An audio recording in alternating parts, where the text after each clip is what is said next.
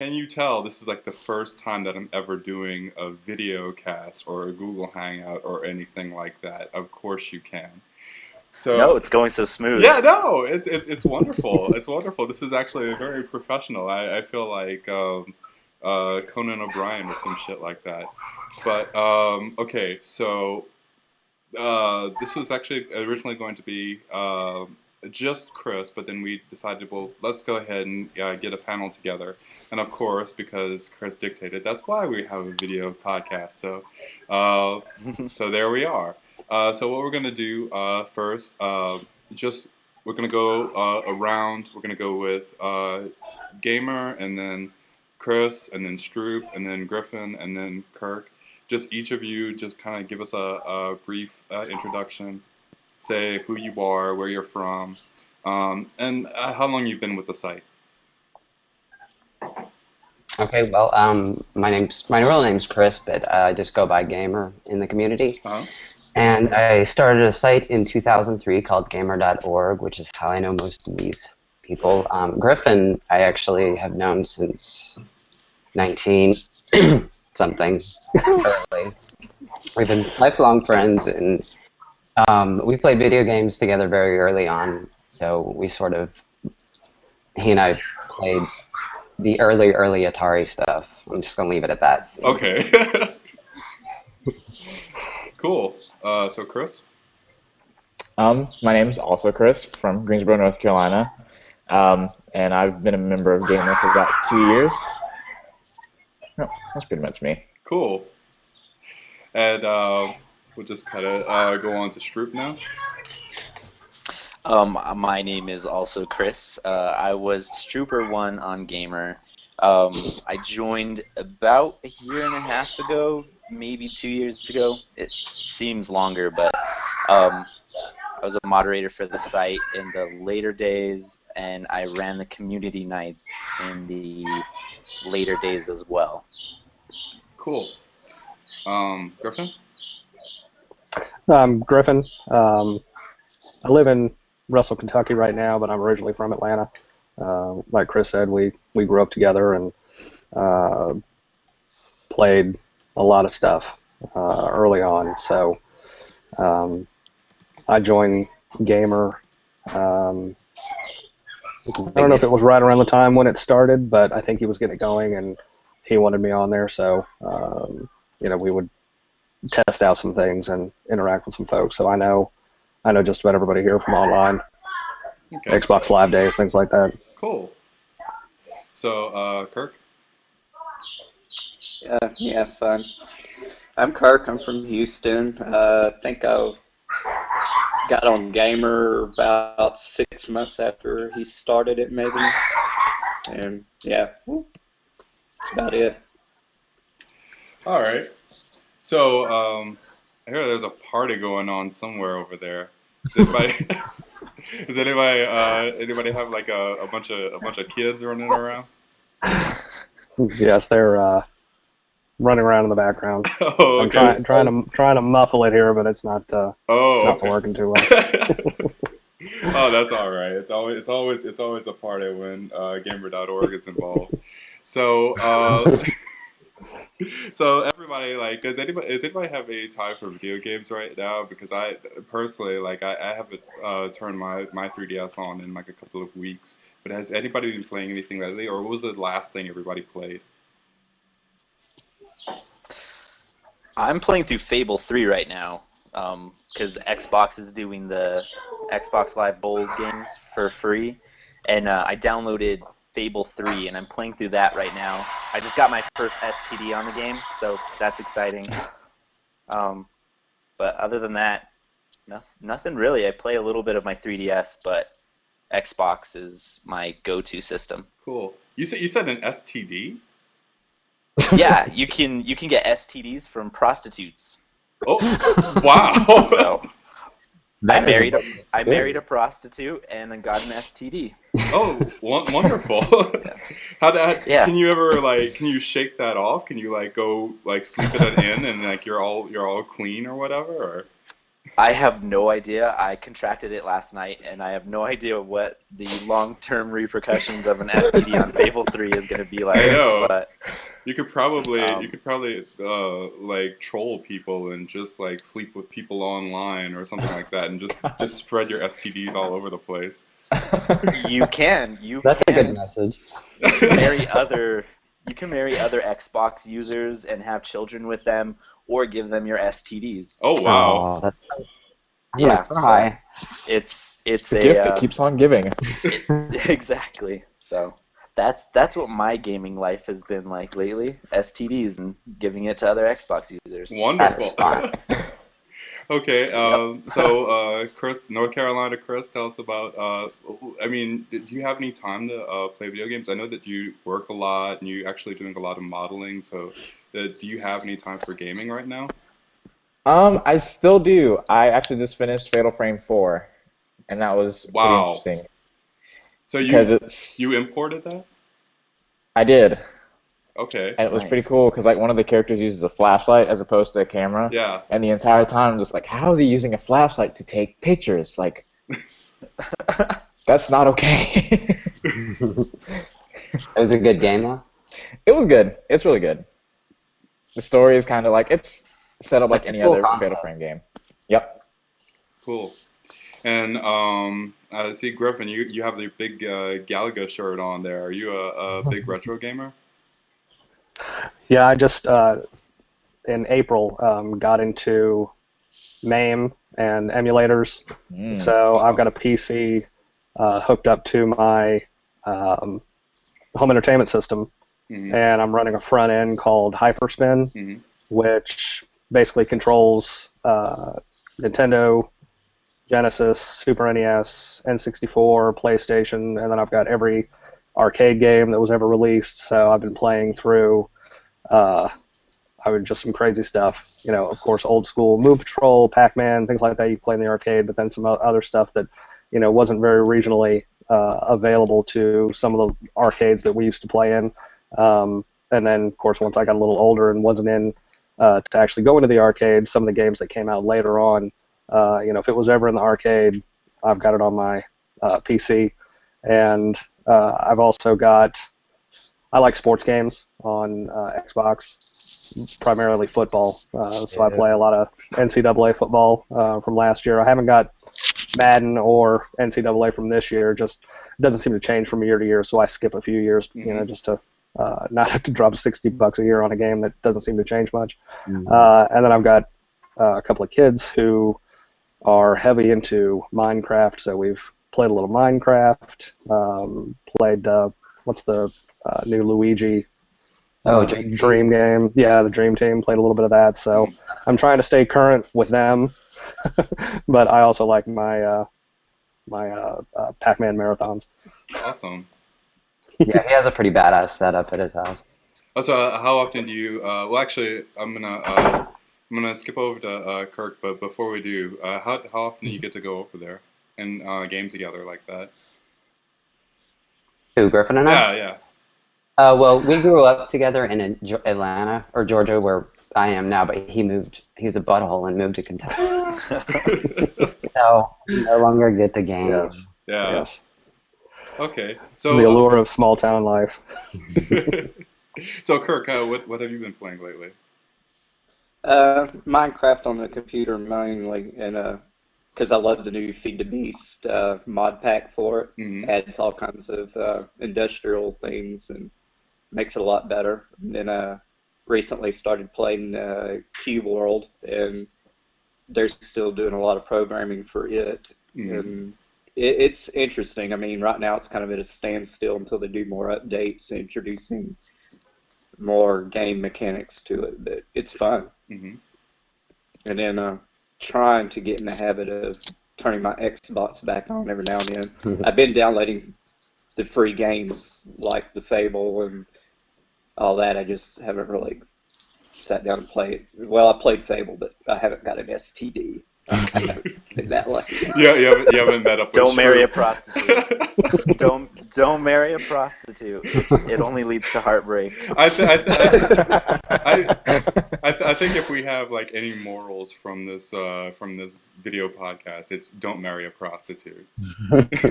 Yes. Well, I have 3 husbands in Fables, so. I have a wife, a husband, and 2 kids and an STD. It's a great game. It's a great game. So this is actually we're turning into the polyamorous podcast at this point. Oh yeah.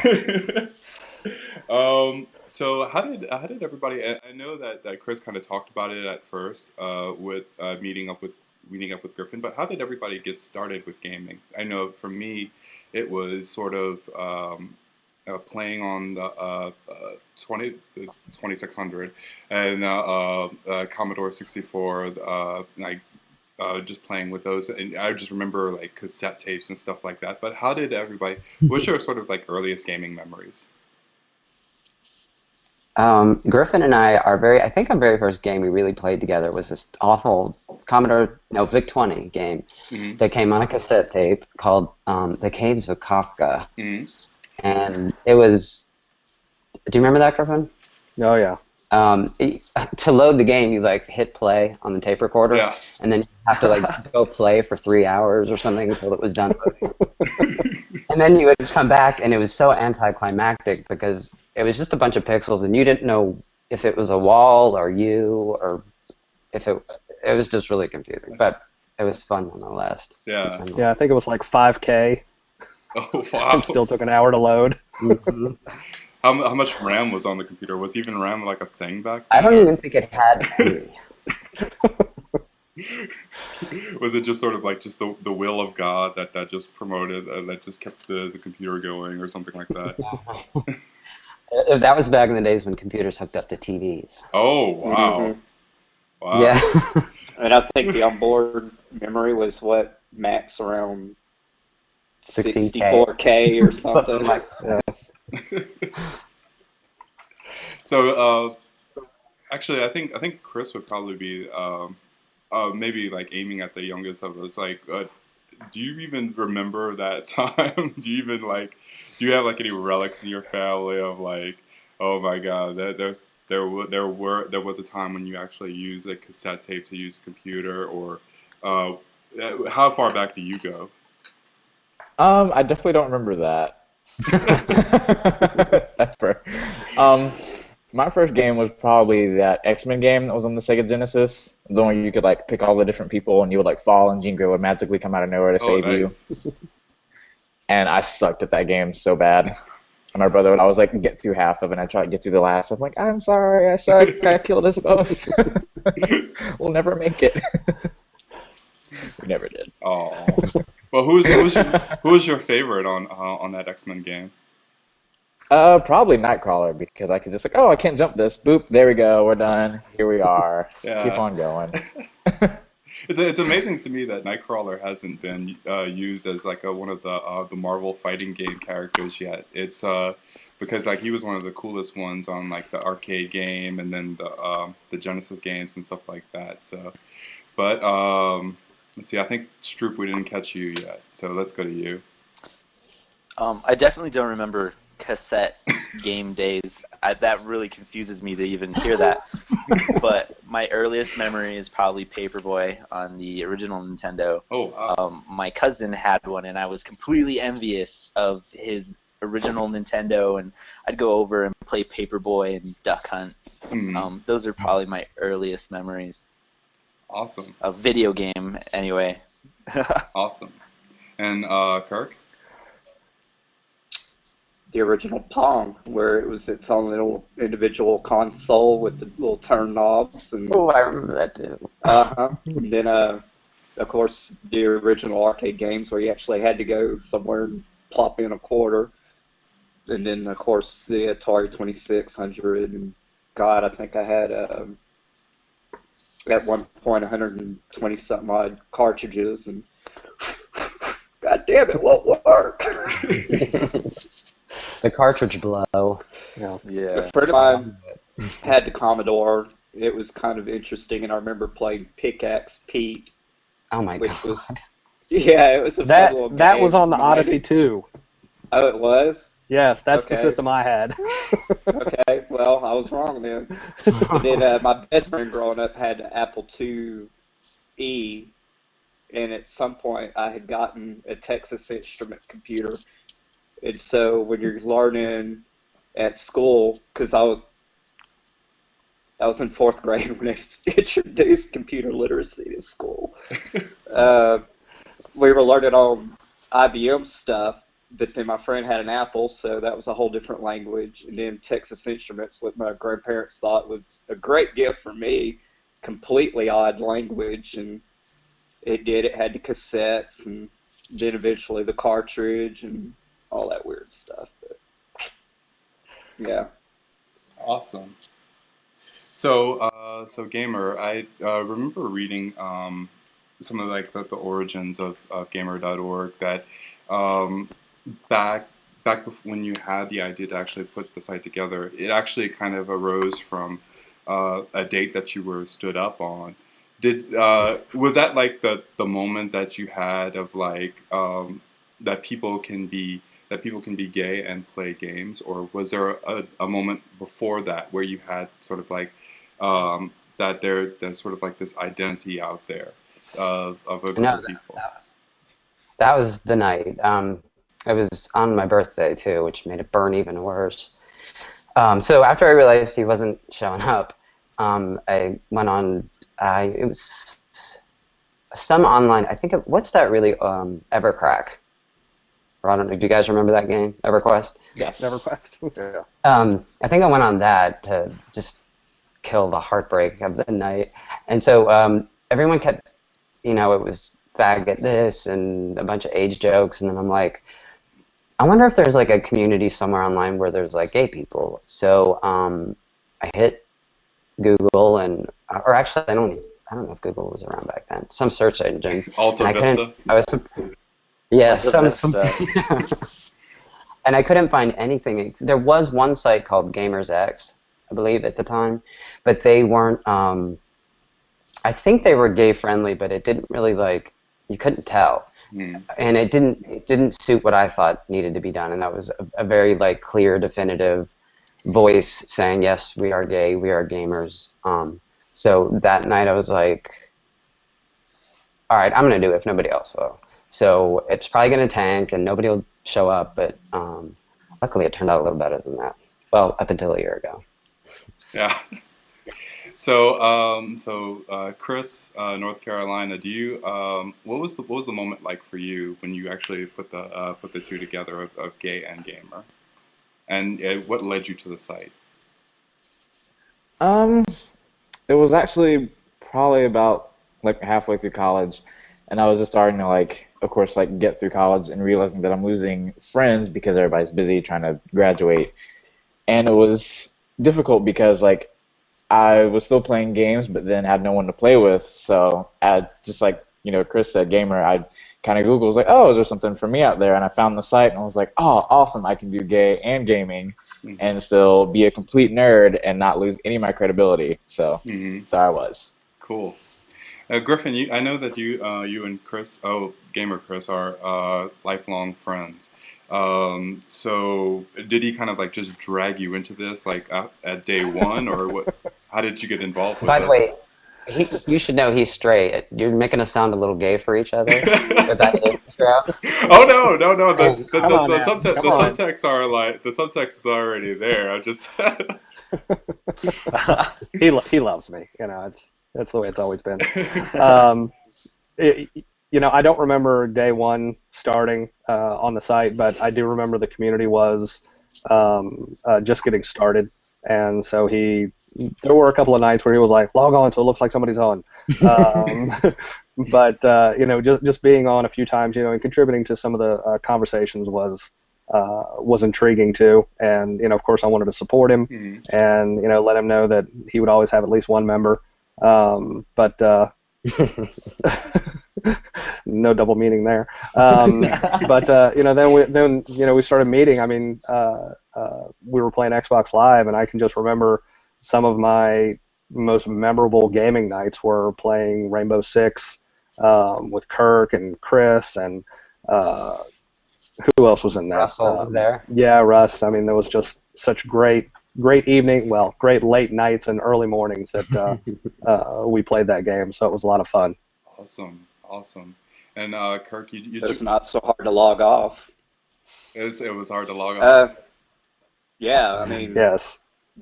At that point in time, it was like an amazing group of friends and the camaraderie and the laughs, and it was more for me about the socialization than it was the gaming because, well, Russell, Rainbow Six, he was a stand a chance. No. Every time you turned around, Russell was there sticking a grenade up your butthole. Right. And you were dead.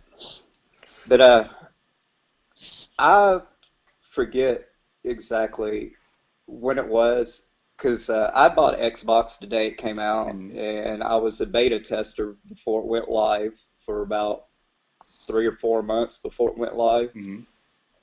And I met a group of guys on there, and they were all fun, and it turned out later on that they're in a band, and they were called Velocity's Engine, which I found out a couple of years later, and I thought it was really cool to know some up-and-coming people. But I just got tired of hearing the same negativity of that's so gay, faggot, and of course the ageism and everything else.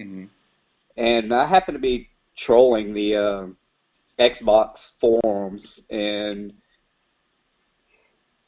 I saw an advertisement for Gaymer.org or something, a whole post about it.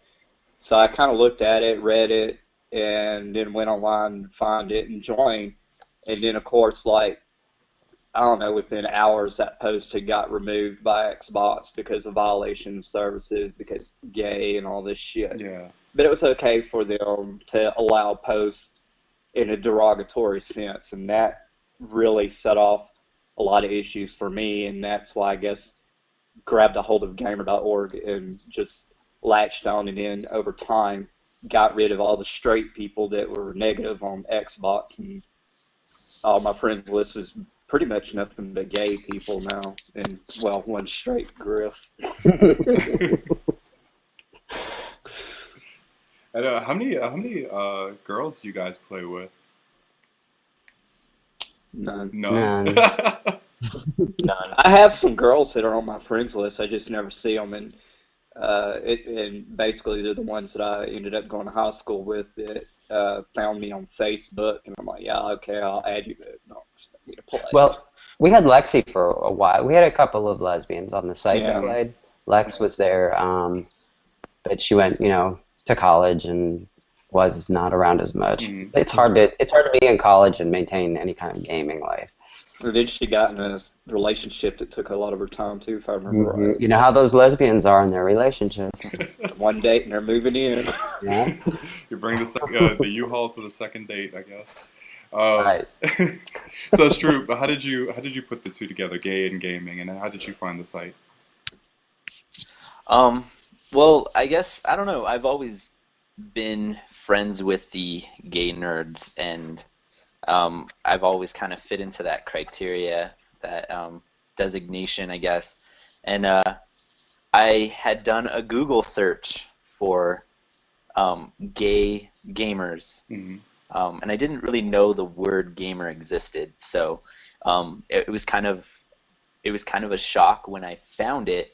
And there were a couple other options, and I had gone into each of those sites and kind of stalked the community for about a month. And I felt like the people on Gaymer were a bit more game friendly. There was less drama, and people wanted to play. For the most part. Yeah, for the most part. But I mean, I've always kind of associated with those types of people the gay nerds or the gay outcasts, if you will, because I'm definitely that type of person. But I mean, as soon as I joined the site, it was definitely like, I don't want to sound corny, but like coming home, I guess. Oh, I'm so glad to hear that. It was interesting because I connected with a lot of people right away, and I know that the people who've been around on the site, they have a very tight-knit group, and they have memories of when that site had had a few members and they were consistent in gaming together. And I found that kind of within the first month, with a few other members, like High Tensions, Tokyoto, Chadius, a lot of different people, and I mean we've had the same experiences, staying up until the early morning playing video games and just chatting and having a good time. So it's been kind of it's been cool. It's been cool being able to find an identification through Gaymer, I guess. Yeah. So. And I guess for me personally, it was sort of, I actually went to Gamers Experimentations first, and then there was actually like either like some sort of attack or somehow we got hacked, and then there was one day where we kind of like, a group of us kind of like ventured over, well, let's see what's going on over at the other side of the fence, and we had this whole big like come together. It was I think it was described as going people either, we were trying to determine from The Simpsons who was Springfield and who was Shelbyville or something like that. Oh no! So we were. I think that was like the biggest debate of us sort of like coming across the fence, and I found of the two sites, and definitely like Chris, you actually talked about Gaymer, sorry, you talked about this a little bit, that with your site it was a little bit more focused on people being gay and versus Gamers Experimentations from it was sort of like primarily gay, a gay centric site, but it was more focused on like the gaming aspect. And then I found with Gaymer.org that people were able to it was a little bit more freer to talk about like, you know, what it is to be gay, and like if you have like relationship problems or anything like that, you would come over here and, you know, put up a big poor me post or whatever, something like that. One thing that I found about the site that actually distinguished it from other sites, as far as like being gay and a gamer, was the Boom Boom Room. Does anybody have any stories from the Boom Boom Room that they would like to share at this time? I've heard about this. It was before my time. I've heard about it. Yeah, and for Stroop's enlightenment. Quite curious. I think that room got started because originally there was a thread, an underwear posting thread, and that became a quick no-no, and so we had to open up the Boom Boom Room because it was like, okay, all these people are just trying to hook up, so we got to do something about it. There was a couple of people posting their junk. Yeah. And we did have younger people on the site, and I didn't, obviously want them exposed to that yet. So there was a password-protected area called the Boom Boom Room, which we eventually got rid of. Yeah, I was so glad to see that go, because I've always wanted it to remain kind of classy, per se. Right. I mean, there was a lot of other outlets for that sort of thing on the internet already. So why, that wasn't really what we were about. So. But you could go on the other gay gaming sites, and they were just as bad about it, if not worse, a lot of times. But yet they always seem to talk negatively about us, and it's like, are you really paying attention to what the main threads are talking about? No, they just wanted to talk about the negative shit to put us in a bad light. And that's one thing that always turned me off about the other gay gaming sites, and I forget the names of them, could care less. But I did join a few of them, and it didn't take me long to just realize how cliquish they were, how typical I always say drag queen wannabe because of the attitudes they would have and the fits they would throw and stuff. And I cannot stand drama. And as a moderator for Gaymer for so many years, for the most part, it was smooth. But then there were times that it just got so out of hand, especially with the younger gays finding their voice and not understand. I don't know. It just, sometimes I just couldn't deal with it, and I would have to disappear off the site for a while to recollect my thoughts. And of course, that would happen, and sometimes things would get out of hand, and next thing I know, I'm getting shitloads of email about this person needs to be kicked or that person, and then I'd have to look and see how much each party contributed, and I'm like, well, you're at fault too, so back off. And you know, but there's a lot of good stuff about it. At the beginning of the site, though, Kurt, I think there was less hand slapping than like versus near the end of the site. Yeah, well, because it was back then more mature gamers. It was an older demographic, yes. It was definitely an older demographic. And I guess that's where my ageism comes in, is because the generational gap, even though we have a lot of in common with the games,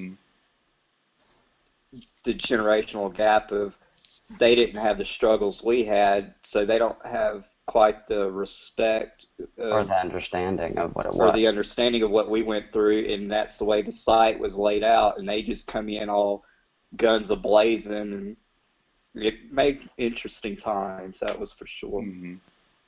Yeah, I think initially the site did attract an older crowd because it was on that.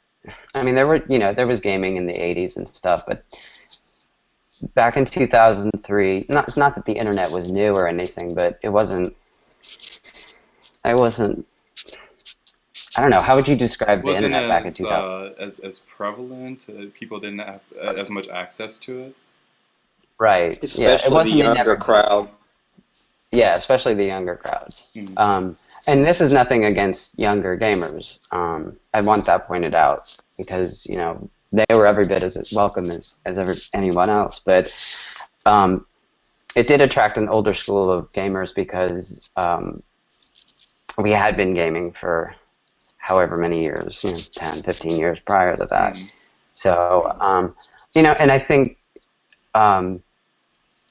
this is sort of all the things that happen with Reddit and the trademark and stuff. I think that entitlement, that sense of entitlement that the younger generation may have, some of the generation may have, led to the problems with the trademark. Because, I mean, they weren't around for the beginning part. Like, somebody just said, I think it was Drew, like, he didn't even know that there was a word called Gaymer spelled that way. Was that you? Yeah. So, we sort of tried to lay down the beginning, like at the very beginning of the Dorothy takes that little spin in The Wizard of Oz, she starts at the yellow brick road, and it's a tiny little thing, and it spirals out. Well, that's sort of how I always felt Gaymer was. We were at that starting little peak. And then once it was established and known, people just sort of felt it was, I don't know, theirs. So I agree about the sense of entitlement thing, because they grew up and they, especially kids today, they just automatically associate. They didn't understand the workings in the beginning.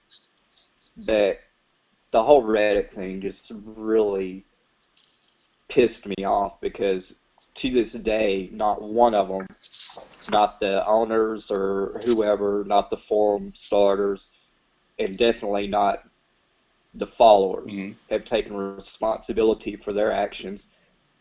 And they were the pivotal reason why I liked Gaymer, because we had to get away from that negative shit. We're a group, we're of all the same orientations and interest, but yet they proved how mean we are to our own. Very vindictive behavior. Yes. And you can't. In one of those Reddit posts, which I went back, because I got a lot of screenshots still on my computer from that whole crap, and they had gone back and deleted certain posts and stuff to say, oh, well, we never said this and we never said that. And I'm like, yes, you did. And you can't tell me that the Reddit forum members did not post that crap with false information. They knew the crap that it would incite their readers and the retaliation that it would cause. They knew, and they refused to accept responsibility for that part. For the fire that they were starting and that they were fueling. And they loved it to a degree. Which I understand. I understand that liking. I mean, when we first started getting any kind of real media coverage at the site, I think it was The Advocate, and then that same year the MTV covered us. MTV covered us, and you know, it was kind of fun to have your name in print and all that stuff. So I understand that part of that, and I don't fault them for that. The way they went about it was just bullshit. Exactly. And there was a darker side to it. When it all went down, there was a very, very, very dark side. And a lot of people they see that there's a trademark issue, and they don't see that there is actually an underlying kind of, like a slapping fight. It was almost like a petty slapping fight in the background that a lot of people don't realize. Like I definitely talked to Gaymer about some of the things that were said to me. I wrote a blog post on my personal blog, and I got death threats on my blog. And yeah, they thought didn't they think you were me? Yeah, they thought I was you. Because apparently we both have complex last names, and they don't know how to use Google search to figure out who's who. Yeah. So I got death threats. It was an interesting time, but I think what it came down to was what you guys were saying is that the younger generation, me included, there is a sense of entitlement. Maybe the fact that the pioneering gay community found an identity, and the younger community, we don't have a lot to fight for to identify ourselves. We don't have to go that extra mile to identify ourselves because the identity's already been found for us. We think it's our duty to maybe fight for it past a point that is smart. And I think that it gets a little carried away sometimes. And sometimes it gets downright dangerous, not just for like the people involved, but for the community. It really made the community look bad. And that's what made me the saddest out of everything, was how horrible how horrible of a light everything was being cast in. Well, I mean, it fragmented the community too. It did. Yeah. I refuse to join any other sites. On my Twitter, I'm still hashtagged as Gaymer on my profile, but I don't post to anything. I don't, because I don't feel a part of that community anymore. You know, I don't either. Yeah, I agree. I had felt I don't identify, and this is just from my experience because Chris got a little taste of it, or Stroop got a little taste of it.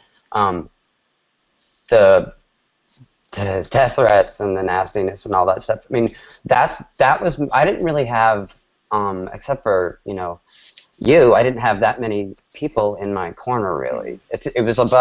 We were a small group of people that understood what I was trying to do, and most people didn't. So the only thing, my experience primarily over the last year and a half was the Reddit people. Because they were loud. I never was a Reddit user to begin with, and I think occasionally I would look at it when a friend of mine on Facebook would post something funny or whatever, and then when all this shit started, I kind of was reading those posts and get really upset about everything. That right there killed me from ever wanting to use Reddit again, and to this day I haven't. And the whole any gay group, there's a Houston gay gamer group, Houston Gaymers or something like that. When it started, I went with a friend of mine, Pete, was on Gamers Losers or Loser. We went, but of course the ageism thing, because we were in our late 30s and everybody else there was in their early 20s. And the first meeting we went to, a couple people would talk to us, and that's when they found out who we were and that we were part of Gaymer.org. The next meeting we went to, not one person talked to us. And of course, that was in its inception, and there was probably about 20 people that had showed up. To this day, I think there's 400 plus members, and I've never been back, but I'll follow them on Facebook, and I tried to get into Minecraft guild with them and stuff, and I would play Minecraft for a little while, but then when the shit hit Reddit, because some of them knew that I was associated with Gaymer.org, I think that's when I got deleted off of the Minecraft group or whatever, and I haven't been deleted off of the Houston Gamer thing, and I could care less. But there for a little while they did talk about it, and it never got nasty, but there was one dude that was like, haha, Chris is getting what he deserves and all that stuff. And I posted something like, nobody deserves that kind of berating, no matter whether you agree with them or not. And people kept, one of them was like, say, well, I think Chris lives here in Houston. Well, I left that one alone because it's like, well, if they're too stupid to Google and stuff, and I'm not going to get in this and try to escalate it and then get more directed towards Chris, because I view, I view Chris as family and a very good friend, because you, Griff, Andy, the original people and stuff, helped me out through some rough times. And y'all know all the history of that. So that's what the gaming thing should be about, and what our group should have been about and stayed about. And it's just sad that it got fragmented the way it did, with all these people not understanding and taking it way too literal and personal as an attack on them, and it wasn't. And I don't know. Well, we were glad to do it, baby. That's what being a gamer is all about.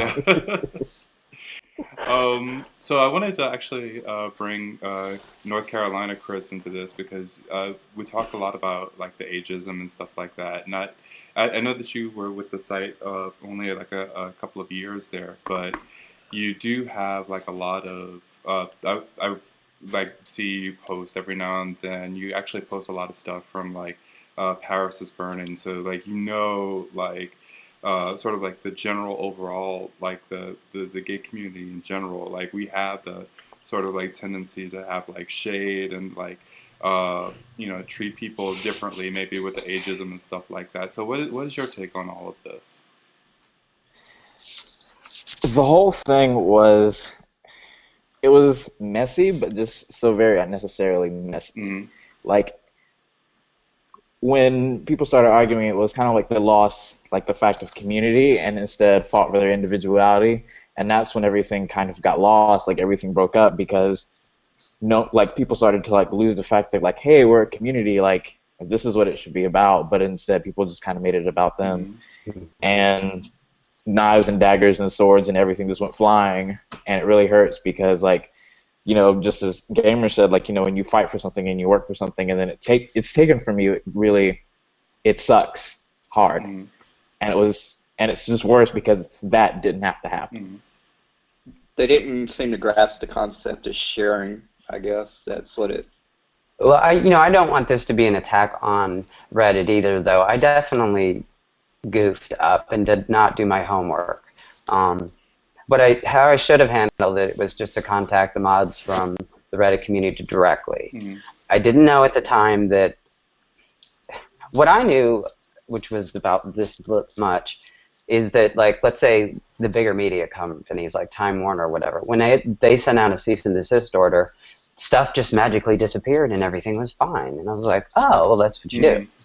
But I didn't know that a cease and desist order is a very aggressive move. It's like a battle stance. And I didn't know that part of it at the time. And well, when people are in battle stance, they'll poke your eyes out. And so, you know, I don't want this to be like an us versus them thing, or they're all to blame, because I definitely did goof up, and I wish I had taken a different route, but hindsight is a mother effer. Yeah. Yeah. So Griffin, being that you were, well, I mean, you're in Kentucky right now or something. I mean, like, did you have like, did Gaymer like go to you like a lot to try to like help him through that time? What was the time like for you during the Reddit stuff? It was very difficult because, you know, Chris is not my best friend. He's my brother. You know, I'm closer to him than I am my actual brother. I love his mom as much as I love my mom. You know, it's just one of those things that you know, we've shared everything together, and to watch him have to go through this, especially at this distance, was really difficult. You know, and I also have an outside perspective of, you know, yes, I was part of the community, but I was not a part of the community. And to see the whole turning on each other and the venom that was spouted, especially at him, you know, it wasn't looked at as, you know, Coke or IBM. You know, it wasn't looked at as Gaymer. It was directed at Chris, and that was. During and after has been real difficult, you know, because it was something that he created, blood, sweat, and tears, and, you know, then just to watch it, I mean, it wasn't taken from him, it was ripped out and stomped on and crapped on and hung for everybody to see, and it wasn't right, but it happened, and, you know, hopefully moving on is a possibility, but I know it's going to be, you know, an open wound for him for a while, and it was difficult. It's still difficult. Yes, it is. Well, let's jump back to an earlier time. Actually, Gaymer, you had mentioned it before, that when the site was on the MTV. It was when they had the programs about the Gaymer.org being on the MTV. Actually, there was like a bunch of stuff, and I remember seeing it on gaygamer.net when you actually what was the Australian thing that you were was it like an interview that you were doing, or how were you contacted for that, and then other like when the media was starting to catch attention of like the Gaymer community and the site, what were those things like? It was primarily through email. They would like private message, and then they would just send a laundry list of questions, and I would answer them and email them back. I had a no TV rule because I was too scared to do it. So anytime there was like a show offering, I would, because I didn't want to like barf on air and or having an anxiety attack, crap my pants or something. What so in your pants? Crap my pants. Oh, crap your pants. Okay. Yes, fairly sure that would have happened. So I never would do any like TV or anything. So I just would do the magazine and newspaper and online interviews and stuff. I had a no pants shitting rule. That's a good rule. Well, yeah. I mean, obviously, you talked us all into this video cast, so obviously you've gotten over some of your pants shitting scares there. Yeah. So far, we're clear. He just wanted to show off his flawless skin. I've worked this correctly. I'm at the right distance. Oh, yeah. Still doing your facial peel. Yeah. Yeah. Yep, live by the people. Yeah, I think when I think it was like, oh god, like an hour or so ago when I told Stroop, yeah, we're gonna do this, and we're gonna do this on Google Hangout. He was like, oh my god, it's video. I gotta go do my hair now. It was like sticking straight up. It was sticking straight I didn't know it up. was gonna be video. I was. Yeah, that's what this is for. panicking. Oh yeah. I had a beanie on earlier, and when I took it off, it all went downhill, and I freaked out when he was like, Chris is testing out his video. I'm like, what? What? He's doing what? So I mean, did either of you, Chris, North Carolina, or Stroop, when you were actually like finding out about some of this stuff, did you actually come across like some of this media coverage that was going on, or did you actually like participate in any of this stuff, or? I was actually contacted by a couple websites asking for interviews because they thought I was they thought I was Gaymer. Yeah. And I'd have to tell them like, no, that's not me. But I tried to stay away from that stuff. I got on Reddit twice when everything was happening. Since everything has kind of stopped, I've stayed away from Reddit. I've read one article, I think it was like a CNET article or something like that. It was linked to me by another Gaymer member. But other than that, I've really stayed away just because I didn't like what was being said about the site. Mm-hmm. So it's just been kind of, it's like everyone else, it's been really upsetting to read, and it's only being told from one perspective often, so I've just been staying away from it. Mm-hmm. And I could have had more respect for it if they could articulate in a certain way, but they just got vile, and that's not being objective, and it's not being I don't know what the word is, and I'm trying to. Well, it was like I posted a statement on the site I was asked to do, and part of what I said was I felt like it's fine that you want to stand up and fight for what you believe in, but I feel wholly that they did not fight honorably at all. No. And though I was attacked in like a pretty vicious way, I never attacked back that way. So I'm not thrilled with the way that things turned out, but I mean, the one thing I can say is that I didn't dip down into the dark side and get nasty back. It made me feel like I was in junior high again. I just huddled in a corner and cringed. It was nasty. It's like, I know. God. It was like being like in that movie Mean Girls.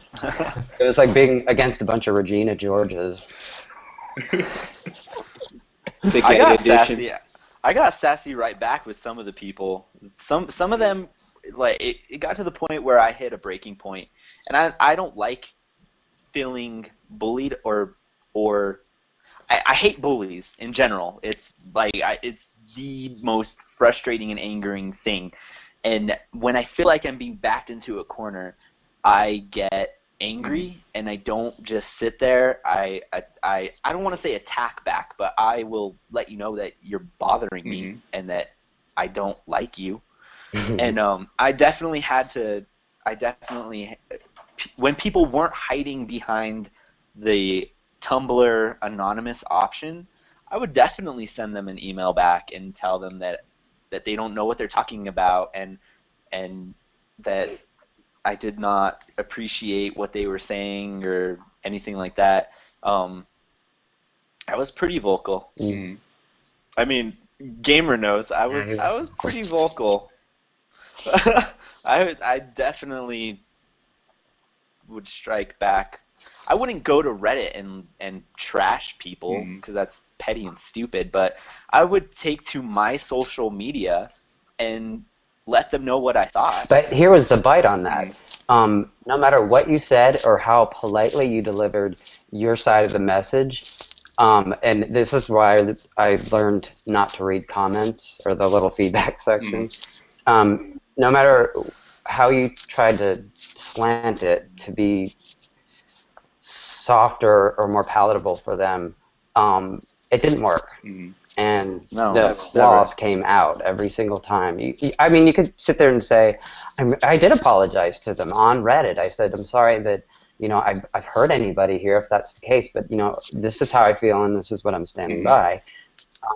Which I don't, you know, think that's came across bitchy, I don't think. But the comments sure were. But even if they took it as you being bitchy, you had every right to defend yourself. At least I feel that way. You had every right to stand up for yourself and say, you guys are being assholes. And even though you didn't, you never stooped to that level of being like, you guys are assholes. They were assholes. Well, but I think too, Chris, when, like you said, you know, you felt like you went about it the wrong way. I mean, you went in not knowing what the cease and desist was going to do or how it was going to come across. And as soon as the Reddit moderator said they're going to take this away from us, it was akin to you walking into a club and saying, hey guys, I'm going to take all your chairs. Right. No, that's not going to happen. They're going to fight you. And so it was immediately put into their head, we're going to lose this unless we fight. And unfortunately, they fought. Well, I mean, viciously. This part a lot of people don't know. Right after it sort of hit the fan, I was speaking with the general manager at Reddit, and we came to an agreement that I didn't know it was going to upset people. I don't know why. It's so naive to like not have that idea, but I said, okay, fine, they can use the game. Just give me a link back to the site, and you guys can maintain your community, and I can maintain mine and not lose traffic, because that's what really started the whole thing.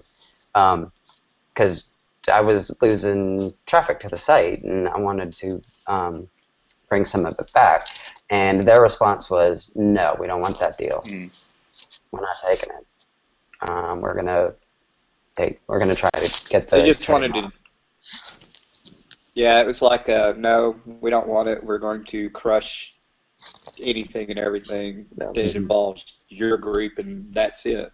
It was a very World of Warcraft mentality. Bingo. So. And they wore some epic fucking gear. So we're not really shying away from controversy here in this line of questioning. So let's jump into another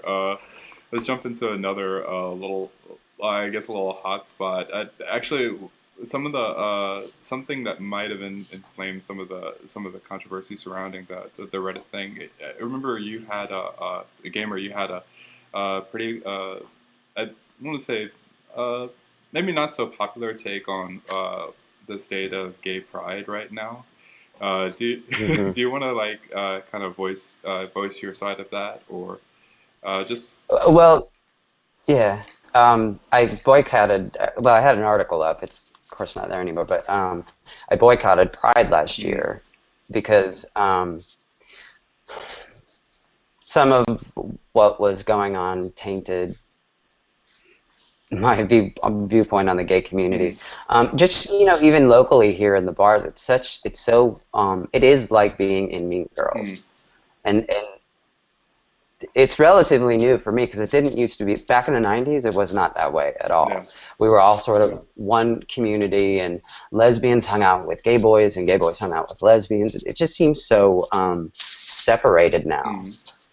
And also my other thing with like Pride is, and gay people, some people live their lives so insulated. Like, it only has to be gay bars, and it only has to be gay restaurants, and it only has to be gay hangouts. Well, they're missing, like, a pretty interesting other side of the coin.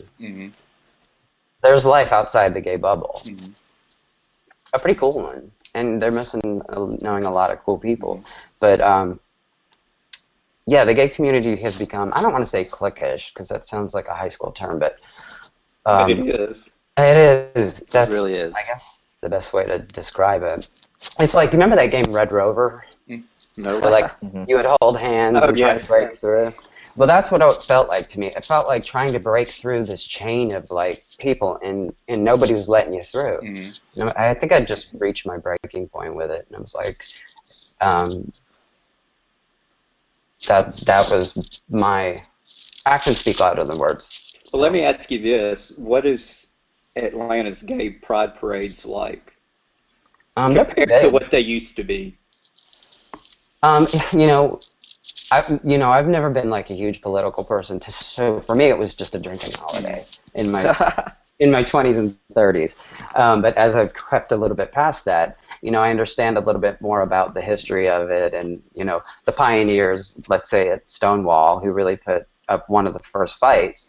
I kind of understand more what it's about now. And the face of Pride now doesn't seem to be about that. It doesn't seem to be about paying homage to our forefathers or whoever began to stand up for themselves, began to stand up for us. I think that's a lot of my issues with it and why I don't like going. I don't go to the Pride festivities during the day because for Texas they picked the hottest damn day of the year, and I'm not going to go through that shit. But the parade for Houston, they don't put effort into any floats anymore. In fact, they just reuse the same shit, and they're not well decorated. So now it's boiled down to party buses, blasting music, having the half-naked dudes dancing, and the people marching. Right, and the people marching, it's like, oh, I get to march in my underwear. Whoopee. There's no good costumes, or if there are, it's very rare, except for the few camp drag queens. It's always a religious thing because you get to see all the churches marching now that, oh, we include gay people, whoopee, or who's running for mayor or vote for me for the city councilman, blah, blah, blah. Or car advertisement shit. And it's like, really? I mean... No, I agree. Kirk brought up a really good point. It's like and if you open any local, I don't know, do you guys have David Magazine? You know, like the local gay rags? We have Twit this week in Texas. If you open any of those magazines, or like Pride, it's like they pander to the lowest common denominator in a gay person. And that's a guy in his underwear. Or pitching off condoms from a, like, what happened to like the sort of innocent fun vibe that he used to have? Yeah. Now it's all about boner bags. Yeah. So, I mean, y'all are telling me none of y'all have ever marched down the street in your underwear during a Pride parade? Yeah. No? I would have in my younger day, but I can't march now anymore due to my leg. Yeah. But no. I mean, and it's fine for the people that want to do that. It's just I chose not to take part of it last year. It's not a judgment thing. Yeah. Chris, North Carolina, do you what's the local scene like there as far as like Pride, the gay community? Do you have like what Gaymer described as like the gay bubble, or and do you actually participate in either side of Pride? Like I know there's actual like the general gay Pride, but then there's also like some cities will have gay Black Pride. So have you ever participated in any of those events, or what are things like for you? Things here are definitely, and there's no easy way to say this, but there's definitely like a really huge line of segregation here in our own gay community. And it really sucks, but at the same time, like, I personally participate in whatever, just because, like, my visibility as a Black gay person, if I don't do something, I always feel like I'm going to lose that visibility, like no one will see me, therefore no one will acknowledge me or my presence in the community. So this year it was kind of cool. Well, kind of cool and kind of sad, because, like, they had, like, their own kind of Pride, like, in this big park, and then there was another Pride, like a Black gay Pride that they did in, like, another park, because, like, the Black gay Pride didn't get enough money to do their own, so they had to do their own thing. But I always try to participate. I mean, Pride here, there isn't really, like, guys dancing around in underwear. Really? Because we have to pay them. North Carolina doesn't have a lot of money, if you hear about us in the news. So we kind of opt out of that. We can't even pay our teachers, so we're not doing that. So, I mean, for me, I'm always trying to do something. Okay. Yeah. That's good to hear. Yeah. I actually, it's kind of weird to sort of like go.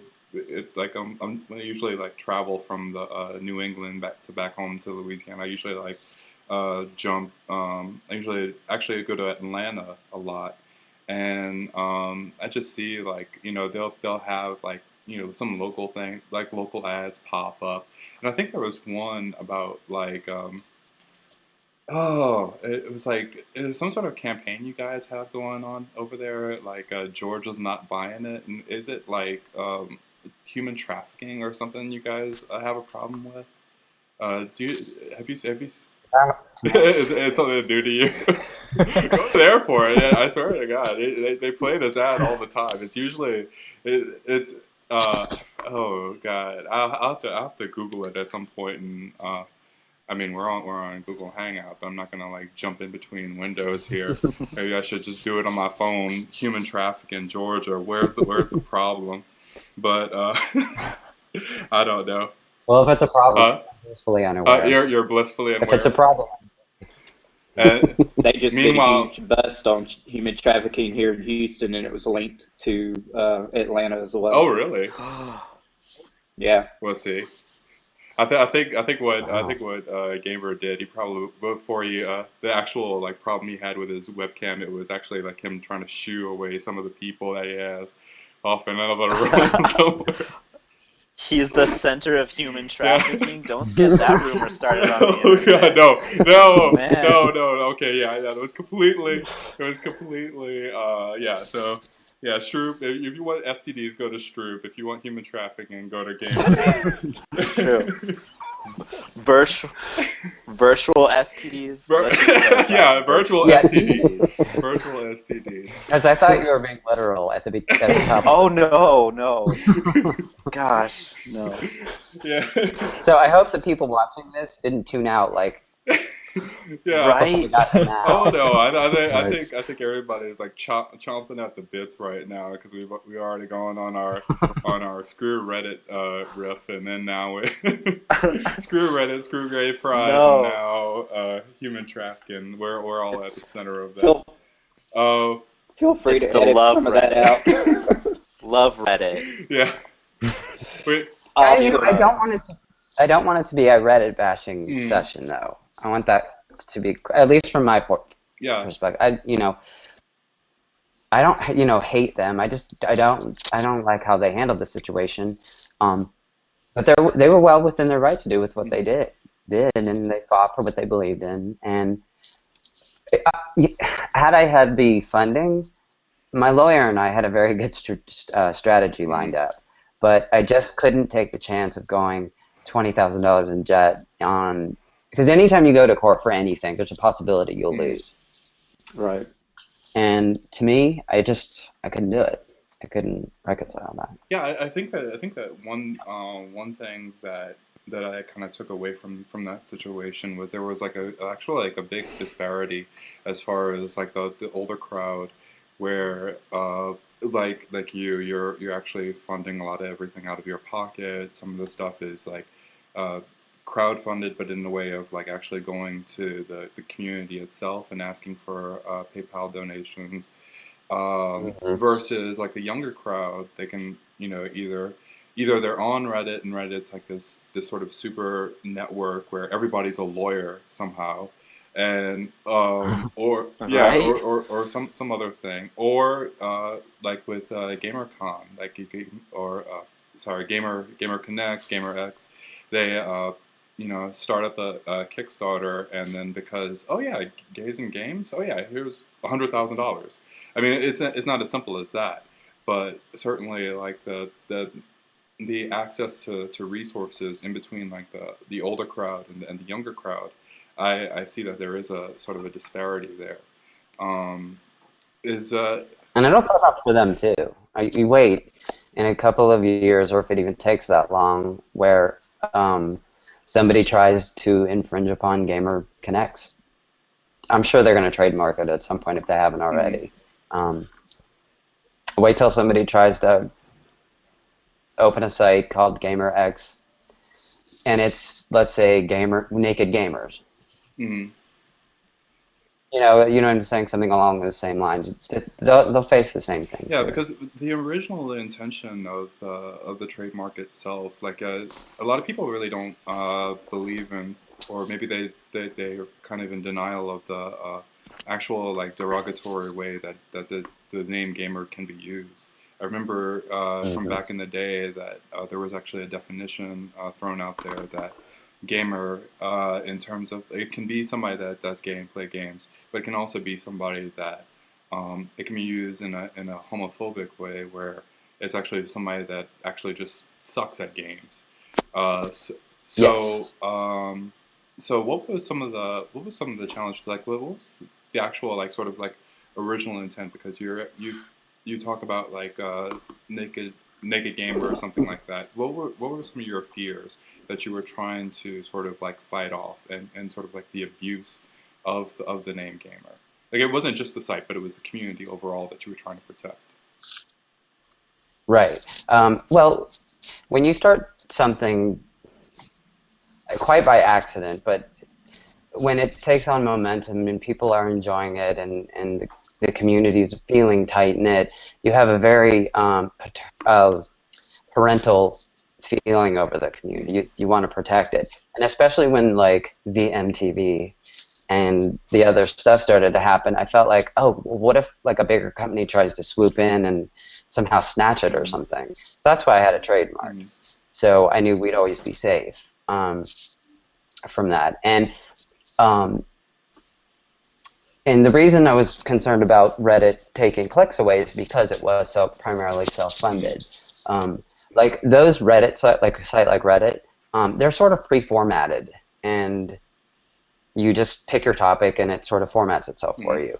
Well, I didn't have that luxury. I used the software I used was a content management site, and you have to really build it from the ground up. Is that the girls? Is that the girls? What's happening? I think I haven't had a chance to get out. we'll take a second here. We'll take a second here. Is everything all right? Everything is all right? Unsupervised. Yeah. Okay. So yeah. Anyway, when you do build something like that, and you work that hard on it, you have a very protective feeling over it, and that was why I wanted a trademark. And because it was self-funded, and I was losing some clicks and traffic, ad sales went down, and I had to start putting more and more out of pocket. That's what brought the whole thing on in the first place. But some of the original intents, it was to. Now I never. You said you'd heard the word gamer used as a gay gamer. I had never had that experience. My thing was I'd always met with that word as an insult, and I'd mentioned this before in interviews. I don't know if you guys remember the pink triangle. It was a big '90s sort of icon for gay power, whatever, liberation, whatever. I thought it would be really, really cool to take the word gamer and sort of turn it into that, take it from being an insult and into like something to be proud of. So aside from getting a community of people together where they don't feel alienated, that was also another big aspect. Well, I guess I could take that part away from the whole Reddit fiasco. Is obviously a lot of them took pride in the word, so I guess that's why World War Z. Yeah, like I said in the last post on the site, if anything else, if people are willing to fight for the word this hard, then the last 10 years weren't for nothing. So if I had to lose it, at least it was something good came out of it. The work wasn't for nothing. Yeah. And I actually like when I wrote about my experience over at GaymerX, and that's a article that's up on the it's on Destructo, but it's on the community blogs right there. But there was sort of like I guess the specter of, even if when there was like a bunch of people from all over the world, some people that maybe might not have been invested in either side of it, there was still sort of like the idea that this site just went down. And I think actually Sal Matos from Gaymer.net was actually pretty vocal. There was a couple of times that he went up there and got in front of a crowd. It was kind of front of the mind for him that it was we just want to acknowledge that this site went down and this is a sad thing. And I think that and I did have a couple of dust ups with some of those guys, but in the end, it got them to sort of like get it in their head that this is pretty sad. And whether it was my sort of dust ups with them, or whether they came to the sort of conclusion themselves, it certainly was something that was kind of hung over the convention in one fashion or another. So in terms of people talking about the site going down, a lot of people read that as sort of the Cartman, screw you guys, I'm going home sort of thing. Like I've taken my toys and bolting, and that really was not it at all. I was just emotionally and mentally and worn out and I felt so disconnected from them, the community as a whole. I figured, what's the point now? If I don't even feel connected to the community, and I don't know. It wasn't a case of sour grapes.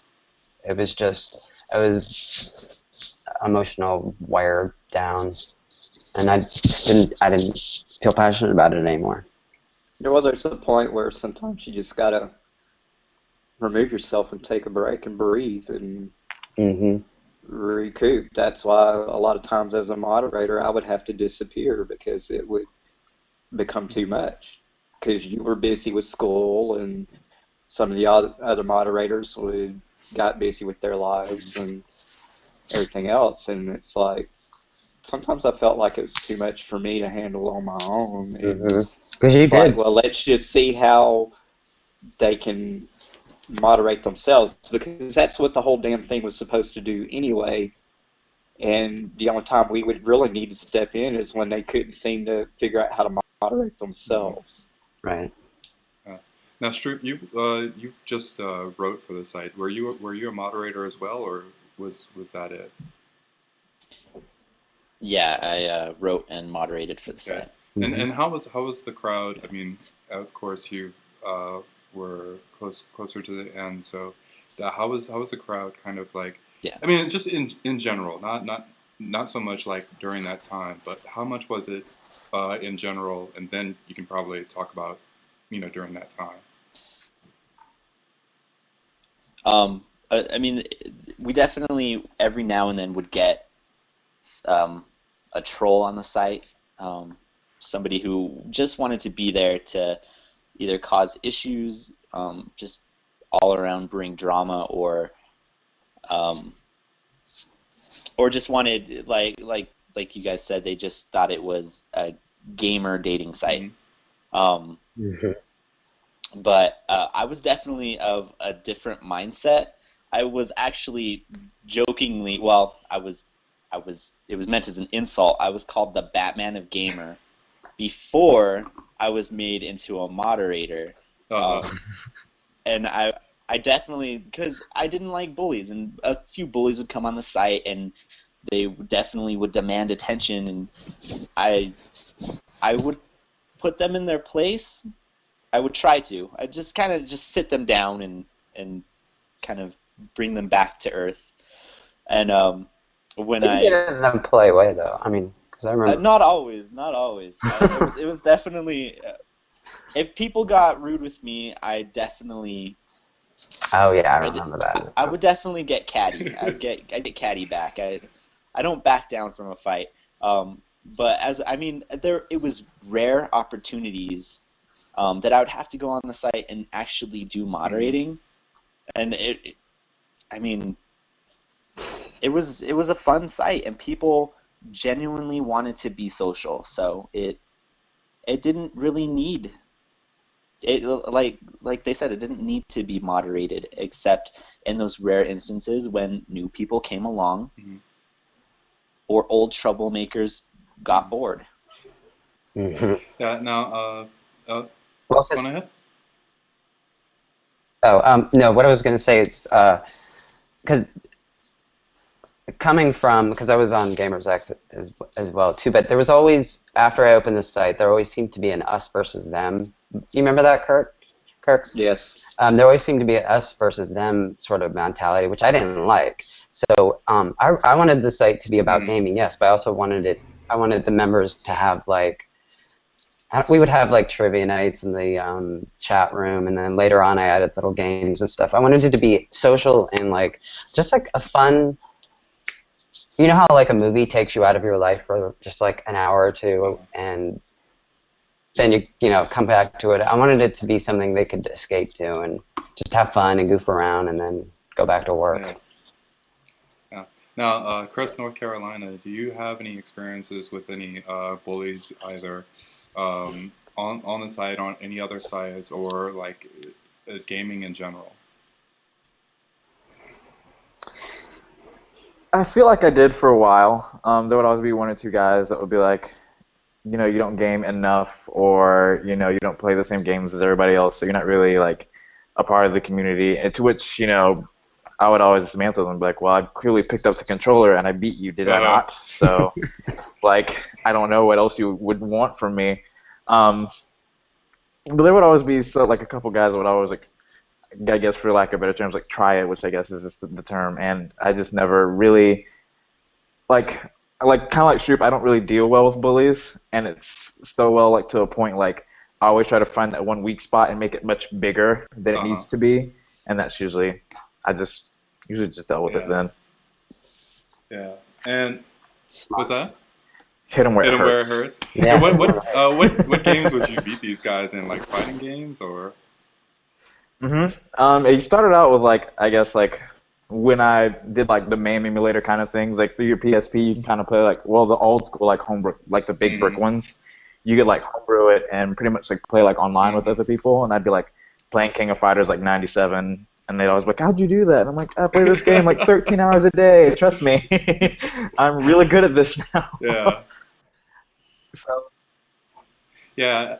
Just yeah, I think like you actually brought up a point of like you know, kind of how we police ourselves within the just gamer in general, like without the Y, just gamer in general community, where some people will challenge like, you know, who's hardcore, who's casual. It depends upon like, you know, how often you play games, what type of games you play, what's everybody's take on like the sort of hardcore versus casual debate, like, and how do you identify yourself within the gamer in general community?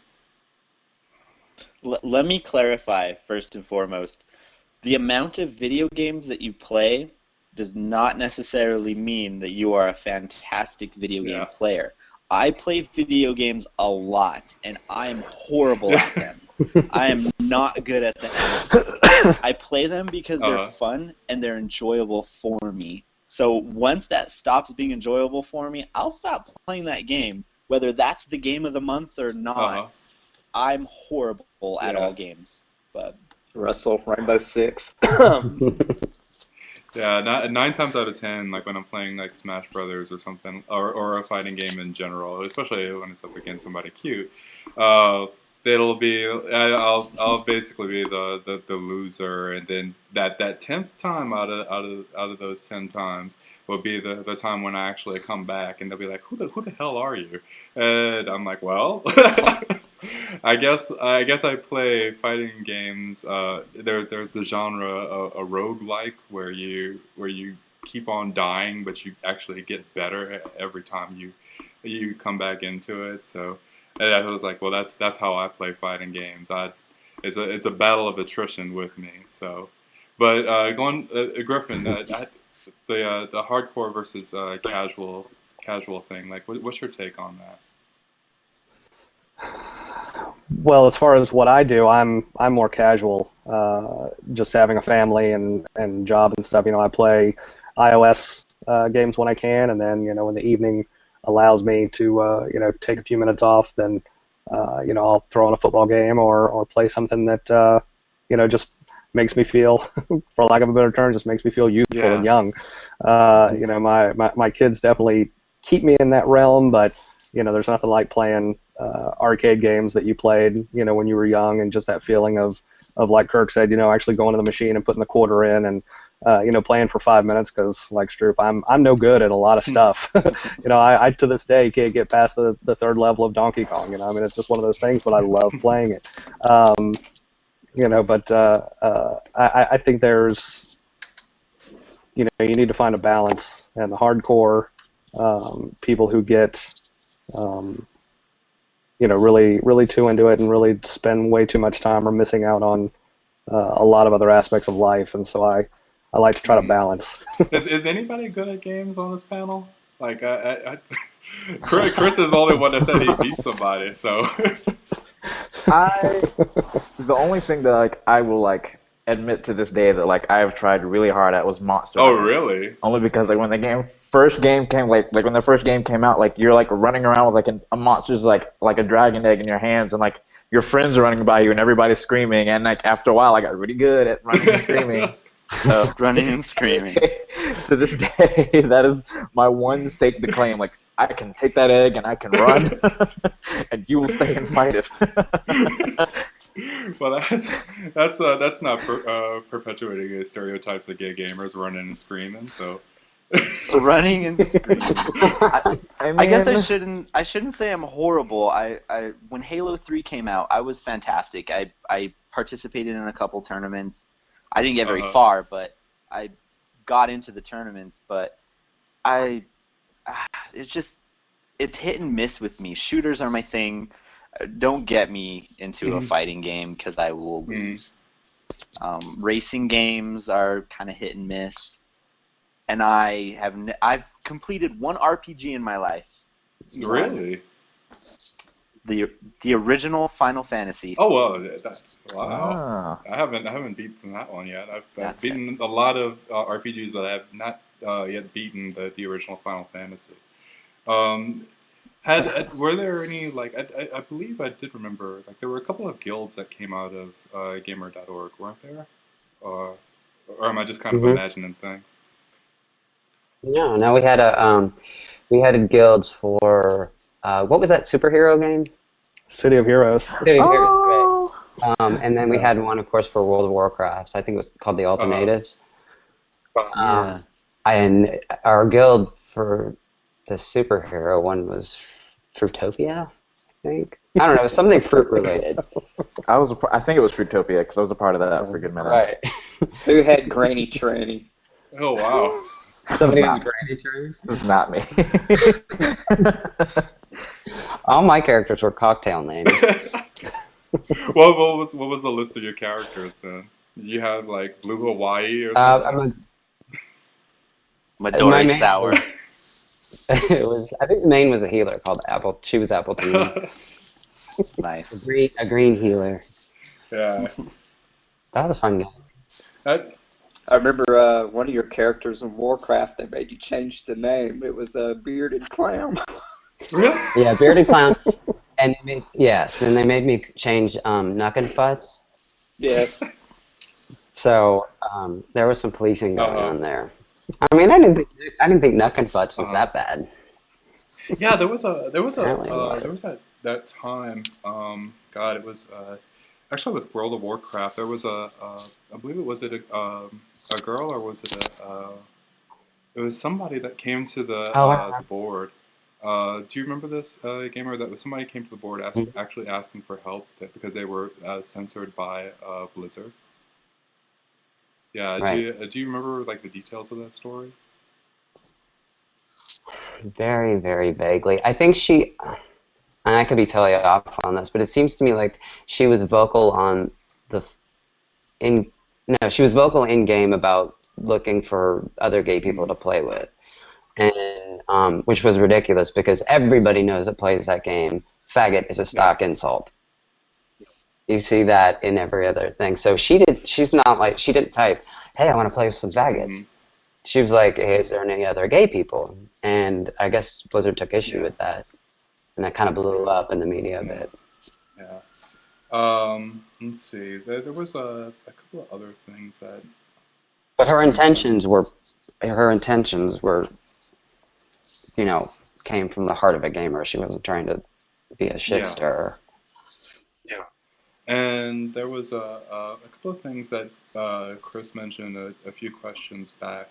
Chris, North Carolina, mentioned a couple of questions back about actually when the answer was that, you know, he felt the need to actually participate because you know, you have to participate, otherwise people will kind of forget that you're there. And I think that kind of keys into some of the issues that we're kind of dealing with as far as like promoting the community of Gaymer, but also like the representation of gay people within video games. What's everybody's sort of take? Like, how can companies kind of improve? Do we need like more gay video game characters, or do we just need a little bit more of an open culture? Or what do you guys think about that? Well, I mean, there is some representation, certainly more than when we started out gaming. But like, you know, in one of the Grand Theft Auto games, people got mad about their representation of the gay person. I don't know if you all remember this. It was a roller skating queen with leg warmers, pink, and sashaying her ass down the street, right? Which a lot of gay people took issue with, but you know, that was meant in a very tongue-in-cheek sort of sense of humor way. They didn't target gay people; they targeted everybody, hookers, pimps. I mean, it was like stereotyped to the end. So it was funny. So I never understood why people got their panties into a wad about that. But I don't know. Are there The Sims? I know you can do it in that. I don't know. Bully had that kissing thing. What else is there? Fable. Yeah. Fable, yeah. Mass Effect. EA was actually participated pretty prominently at GamerX, and they actually talked about their sort of like. Actually, one of the points that was brought up was that The Sims, the actual first game, they were, I think they were considering the same-sex marriage, but that it actually made it in like a couple of games after the fact. So, but there was always the idea of like we're going to be inclusive as possible, and I think one of the sort of, they were saying the unspoken rule of Electronic Arts is like, if people won't buy our games because we are inclusive, because we have this sort of content in there, then fuck them, you know. So yeah, really, they were actually. I mean, the group that was there, and I don't know if they you know, I don't want to say that the group that was there spoke for the entire culture of Electronic Arts, but the group that was there at GamerX seemed like a pretty progressive group, and you can kind of tell. I mean, it's fair. You know, they did have the relationships in The Sims, and they kind of like built up to it. There was like one character in Knights of the Old Republic, and up until like this last Mass Effect and Dragon Age and stuff like that. So the representation is there, but definitely it could probably be, I'd say, a little bit better. But Griffin, as a guy, you have kids. I mean, do you kind of maybe seem like a little bit more protective to what your kids play, or you don't want them to like pick up any crazy ideas from video games? Well, I think if it's something that's overtly gay, that's not what's necessary. I think if the storylines represent a gay storyline. And again, like Chris said, it's not the leg warmers and the pink and all that, because that's not what being gay is about. I think if it can be worked in a storyline and be represented in a good way, that's positive role model way. I can't say that my kids know their Auntie Chris is gay, but that's just what they call him, and they have seen him with they've seen him with men at his house when we've visited. No. We've had dinner and we've been social, and we've gone to the pool and swam and hung out, and it's not like they cock their head and say well, what's going on here. They accept it because it's part of their exposure to him. Do you remember when we went to lunch with Eric, and it was Katie hadn't come along yet, so it was just Jamie, and we were at lunch, and his daughter, Eric and I, my boyfriend at the time, were sitting next to each other, and she said something like, "You two boys are together." Do you remember that, Griff? But it wasn't something that's confounded her for all these years. It's just I just thought it was really interesting because I thought it was interesting that she even picked up on it at such a young age. Just seeing her mom and dad. That's right. All kids see mostly, and if they see that. But as far as video games go, if I buy a Nintendo game and Mario and Luigi start doing it, without there being something on the box about it, I'm probably going to be upset about that, because that's a kid's game. If somebody, like you said, in Mass Effect, some theme is there that is expected in a over 15 or 17 or mature, whatever type game, that's something they have to expect to see, and I think that I'll hopefully work their education up to the point of, hey, you're going to see these things, and hey, this is how some people are portrayed, and try to. I'm not going to go one way or another, like, oh, this is horrible, or oh, woo, this is great. It's just part of life. This is our society. You're going to be a part of it. You're going to see things, and hear things, and experience things, and it's all just a part of being a human. And I don't want a video game to not advertise the fact that it's got those themes, but also they're at an age where I'm being overly protective, and when they start getting able to see more things on TV and in movies, and being with their friends, and being in clubs, or being out and about without their parents, that's just something they're going to experience, and it's just going to be a natural part of their life if they choose to play video games. They're both girls, so they're playing a lot of the frou-frou stuff anyway, so maybe they wouldn't notice. But it's going to come to a point where they see and experience that, and so it'll just be, oh, okay, well, that's the way it is. Oh, that's what Auntie Chris was. Yeah, let me ask about that. Like, when did he get that name, and how did Gaymer get the name Auntie Chris? It was a joke. It started as a joke. I think it was. It was probably either you said it and I picked up on it, or I said it as kind of a silly thing, and it wasn't. And then one day, it wasn't mean-spirited in any way. We just, just went with it, and that's who he is. And then Griffin was one of the girls said, "Is that Auntie Chris on the phone?" And I thought, "Oh shit, it's stuck." It's stuck.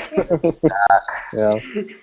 So how actually are you kind of close with with Griffin's kids then, Gaymer, or yeah? The girls.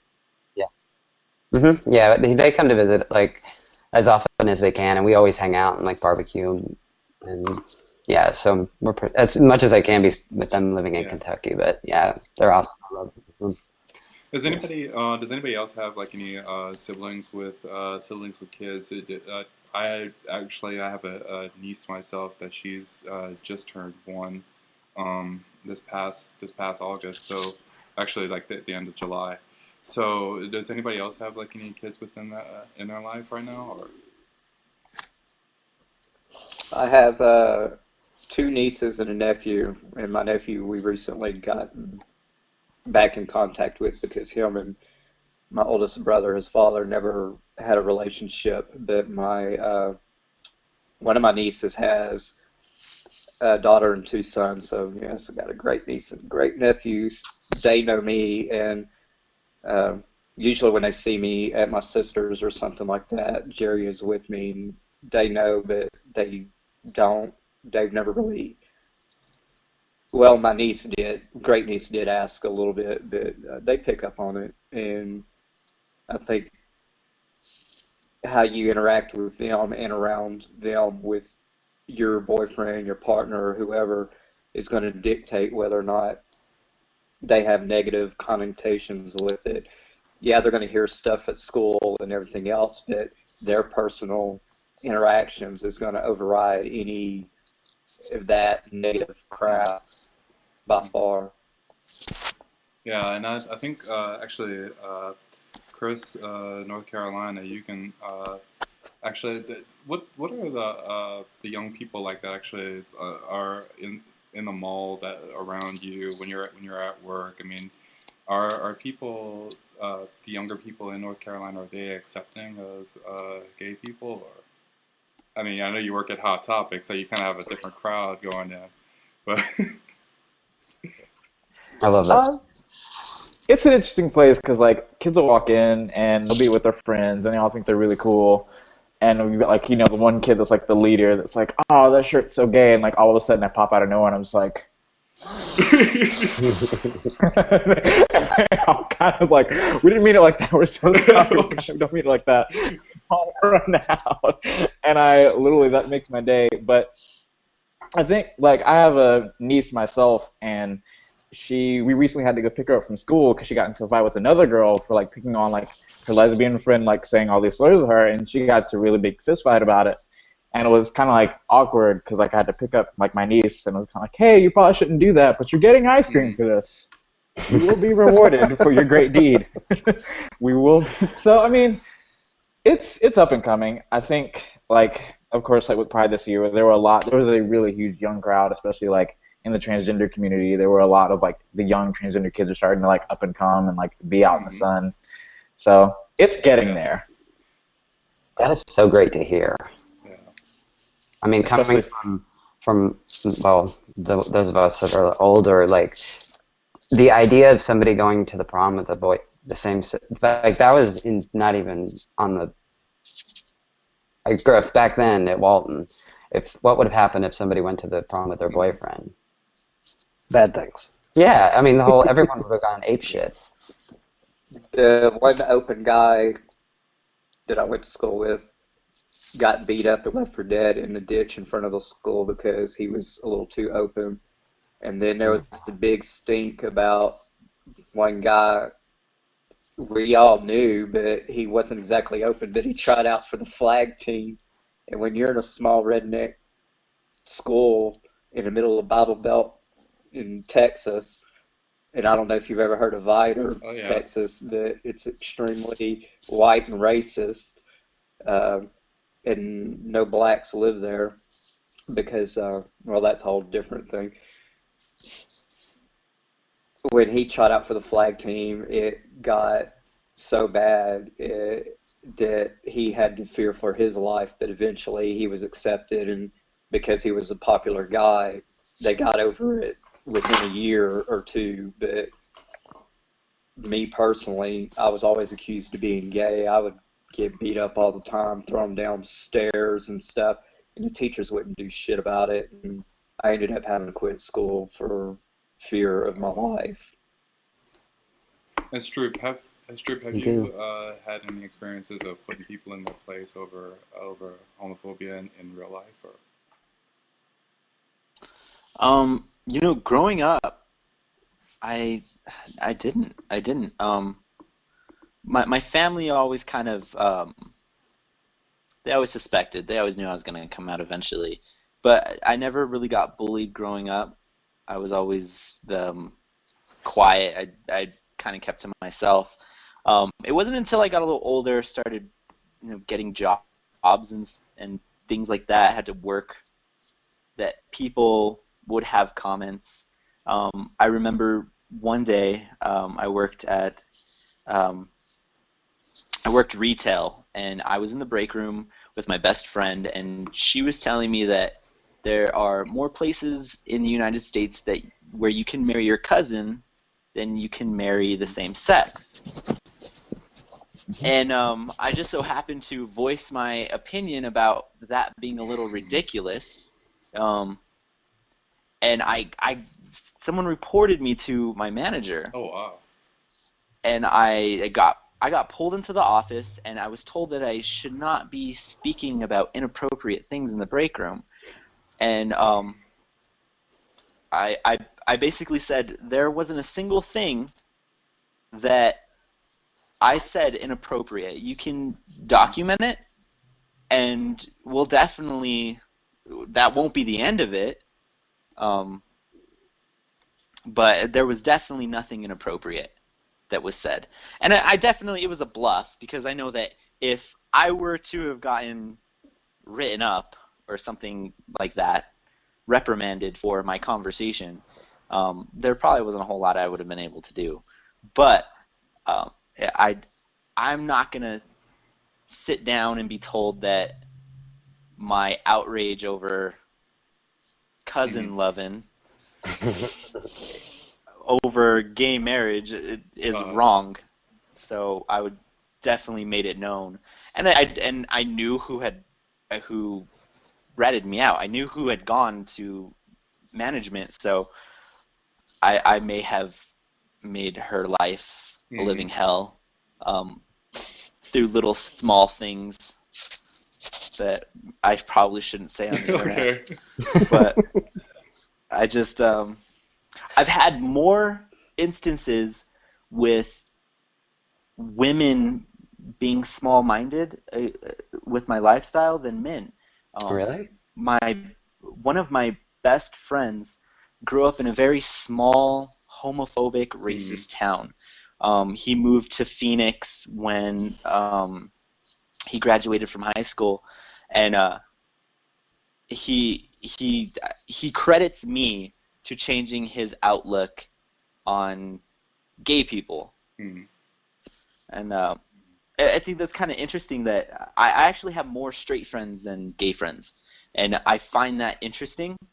I've never had a moment where someone has treated me unfairly for my sexuality, and I've been backed into so far of a corner that I did not have any options. Because I'll never be the person who isn't swinging. I'll never be the person who lays down and dies. And that's just something that, yeah, I've never been the victim. And I don't know if that's because I'm the bully. I might be an extremist in that sense. I could be like, here's my homosexuality and shoving it down people's throat, but I'm not going to apologize for that. Oh, Batman, don't ever shoved anything down anybody's throat. No, definitely. I wear that as a badge of honor. I'm the Batman of Gaymer. It's my thing. Well, you should. So we're winding down, but I wanted to ask as sort of like a final question. Where do you guys see things going over the course of the next few years? Whether it's like the gay gamer community, or the gamer community, or even just for yourself.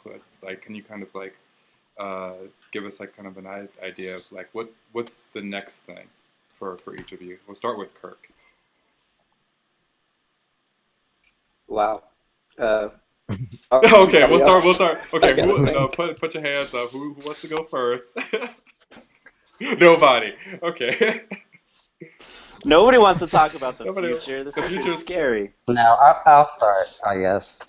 I have been kicking around the idea of bringing the site back up. Maybe not next month, but sometime in the not so distant future. I just needed a little bit of a break. Like Kirk said, sometimes you need to get away. So I don't know if I want to do just the same a Gaymer.org because it's already been done, and or something new. I haven't decided yet, but something will happen. So keep your eyes out. And if something does happen, Stroop, are you on board with that? Me and I'm Gaymer knows that I will always be his biggest supporter with Gaymer. If he decides to bring it back, I'll be more than happy to yell at people on his site for him. I'll be more than happy to coordinate Gaymer nights again. And I definitely and he knows this. I was a little busy with my life, and I kind of narrowed down what I needed to do, and I wasn't able to write as much. But he has my full support, and I mean, I hope you know that I'm more than willing to help you wherever you need it. Well, thank you. He's a great writer, by the way. I'm an okay writer. No, you're I'm an okay writer. I'm an okay writer. Chris, North Carolina, what's sort of like the next thing for you over the next couple of years? To stop running and screaming for Monster Hunter. Definitely top tier. Something I definitely want to get a handle of. Really, it's just, I guess, hopefully, like, I'm always hoping for a bigger identity in the LGBT world, so I'm really hoping, like, it's like a trans character in a video game, so I'm always, like, crossing my fingers for that one. I don't know, it's really just kind of sticking to it, kind of keeping to who I am, and hopefully, like, that affords, something somewhere, but if Gaymer comes back, I'm right there with it. Cool. Well, thank you. Griffin? Chris knows I've got his back. I'll. That sounds dirty. all the subtext, you guys. All the subtext. Yes, I'll always contribute to any of his endeavors, and just keep on gaming. Cool. Yay. And now, drum roll, Kirk. Well, a comment to the training thing. I remember it was George. His City of Heroes character was Granny Training. Oh, that's right. That's right. I do like gaming. I just don't have the funding to keep up with the Joneses. That's part of the reason why I disappeared out of it all. And hopefully, every now and then on a free game, it gets available on Xbox. Like I said, I've been downloading.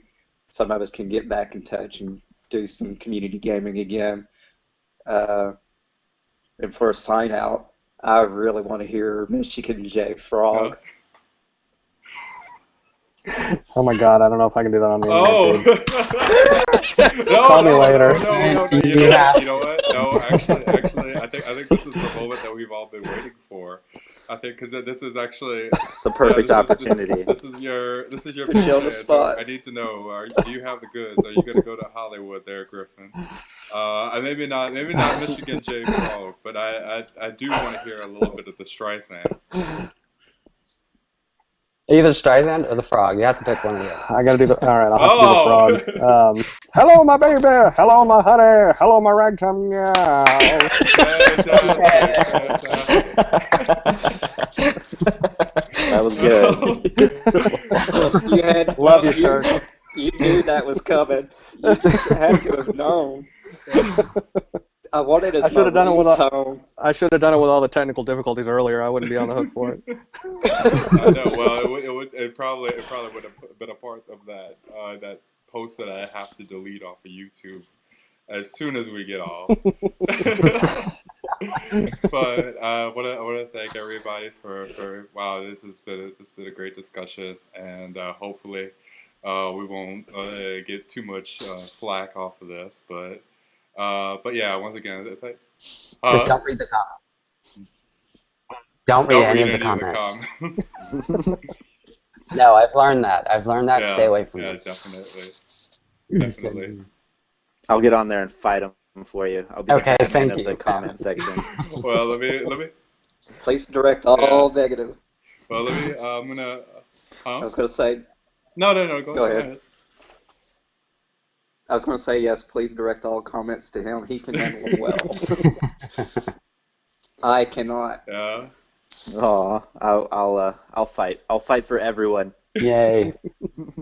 All right. Well, once again, thank you all. Thank you guys for your time, and hopefully, fingers Sure. crossed, I can get this all, and this would be just a flawless upload and everything. So, but yeah. Well, thank you Yeah. for having us. Yes, thank Problem. you.